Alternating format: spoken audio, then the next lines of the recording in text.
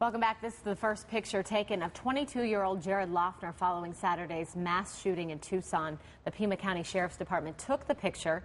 Now his head is shaved and he's got a gash above one eye, and you can see he's got a smirk on his face. Almost a look of joy on his face, as a matter of fact. Quite disturbing. Our next guest is Lee Gerdes. Now Lee, welcome to our show, by the way. Welcome. You are a brainologist, and definition meaning one who studies the brain and brain patterns. Correct.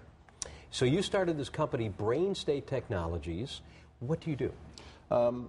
We view brain patterns, we assess them to find where imbalances exist, and then when we find those imbalances in certain specific areas of the brain, we resonate patterns back to those areas to help that brain regain its balance. So you could cure some of these We don't use the language cure, but we certainly can help with various and sundry brain-related issues, yeah. Okay. So when you heard of Jerold Loughner, as we all learned of who he was on Saturday, what were your thoughts? Was initially you thought it was something imbalanced that he was dealing with? No, I'm human, so initially my thought was the same as yours. I was deeply saddened. You know, the first reaction is a human reaction. And it's mine, it's yours, it's everybody's. I mean, initially we're taken back, we're aghast, outraged, we stare, and then some of us go to one place or the other. The brain operates so that one side of us will go into a freeze response with trauma, so we'll duck and cover.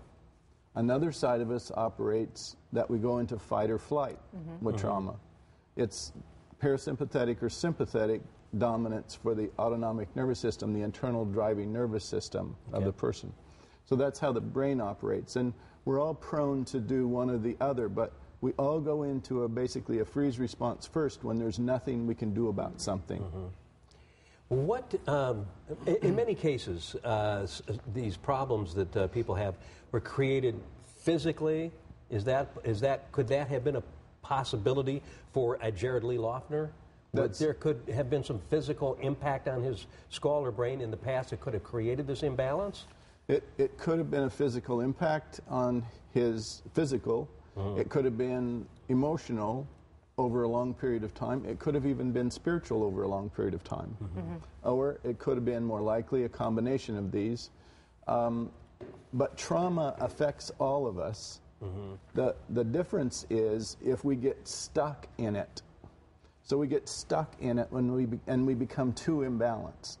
Now, it's not difficult to look at the photograph that you just showed or previous photographs of this person and see in his face that he's imbalanced. Right. You can see that, right? You can see it, exactly. Everybody can see that. Now, understand that if there's only one thing that's important for us to know as humanity, it is simply this, that the things I do that aren't so good and the things that are done to me that aren't so good really have to do with my brain being imbalanced in certain ways. So what happens, though? We look at that picture and we can see there's some sort of imbalance going on. And you think there has to be something going on in his brain for him to be capable of doing something like that. But sometimes there's not a look. It's hard to tell.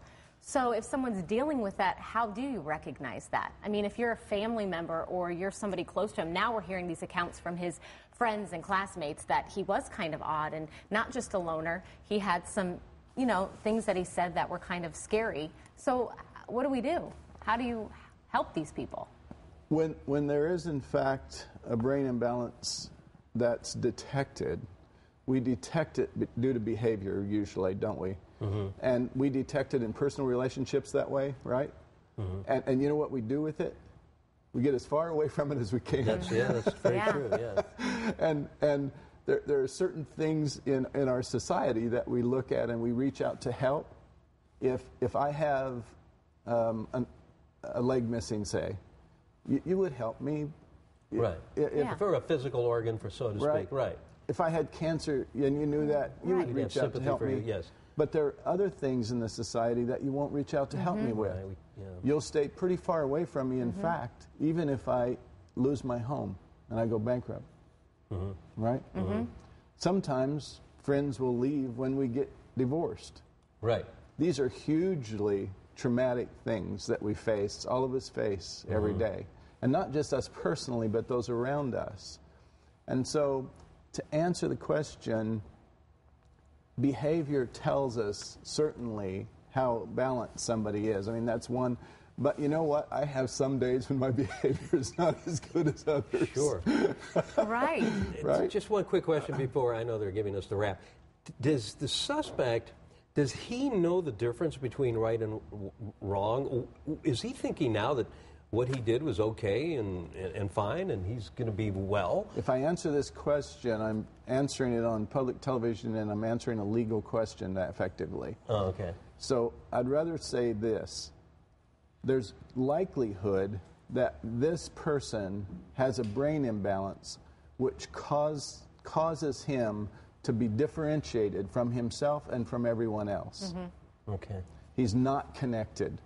You can look at this person's eyes and see that he's not connected. You couldn't even engage him in conversation easily. See? Yeah. Right. Okay, thank you very much, Lee Gerdes. And what is the name of your organization? It's Brain State Technologies. Brain State Technology, with offices here and 140 offices in 17 countries around the world.